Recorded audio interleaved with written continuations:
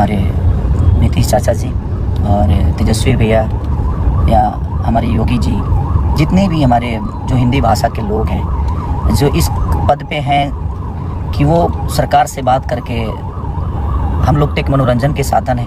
हाँ, जहाँ तक पैसे कौड़ी की बात है, अगर हमसे मदद वहाँ चाहिए तो उसके लिए हम हमेशा आजीवन खड़े रहेंगे। जो हमारी सक्षमता है, जो हमारी संपूर्णता है कि जहाँ से हम हैं वहाँ से हम हमेशा खड़ा उतरेंगे।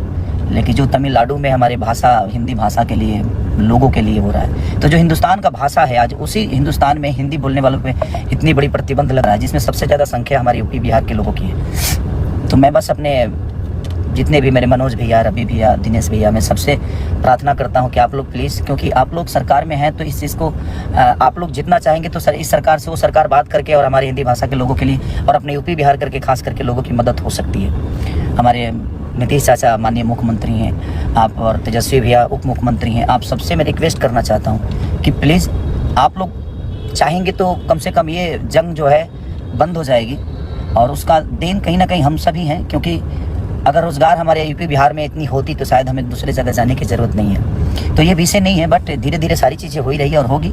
लेकिन अभी जो सिचुएशन है वो बहुत दयनीय है, बहुत निंदनीय है कि वो आज अपने ही देश में, अपने ही लोगों के द्वारा हिंदी बोलने पे इतनी प्रतिबंध। तो मैं सबसे जो भी सरकार में उनसे रिक्वेस्ट कर रहा हूँ कि प्लीज़ आप लोग थोड़ा सा अगर ध्यान देंगे, क्योंकि आज आप लोगों को भी इस जनता ने ही बनाया है और यही जनता आज पीटी जा रही है।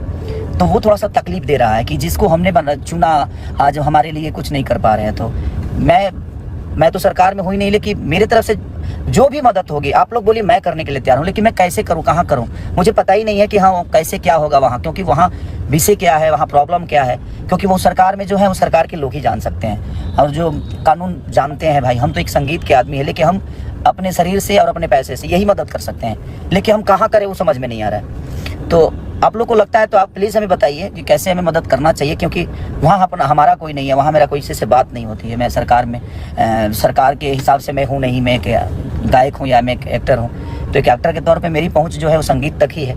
और हाँ, बिहार में चीज़ें होती, यूपी में होती तो मैं समझ सकता था कि वहाँ पे मेरे अपने लोग हैं और वहाँ मैं अपनी चीज़ों को पहुँचा सकता था, लोगों का हेल्प कर सकता था। इनकेस कि दिल्ली तक, दिल्ली कलकत्ता, यहाँ भी लोग हमारे अपने हैं, मुंबई हैं, तो जहाँ पे हैं वहाँ पे हम सक्षम है, जब वहाँ पे किसी की मदद मुझे नहीं लेनी पड़ेगी। लेकिन जहाँ पे मेरे लोग नहीं हैं, जहाँ पे हम कभी गए नहीं, तो तमिलनाडु में जो भी चीज़ें हो रही है, मैं सरकार से रिक्वेस्ट कर रहा हूँ, अपने बिहार सरकार से, यूपी की सरकार से, कि प्लीज़ आप लोग थोड़ा सा आगे आकर अब उन भाइयों का रक्षा प्लीज़ आप सब करिए, और हमसे भी जो हो सकता है आप हमें गाइड करिए, हम करने के लिए तैयार हैं। हेलो दोस्तों, नमस्कार। तो आप लोग देख रहे हैं मोहित पवनेज भोजपुरी।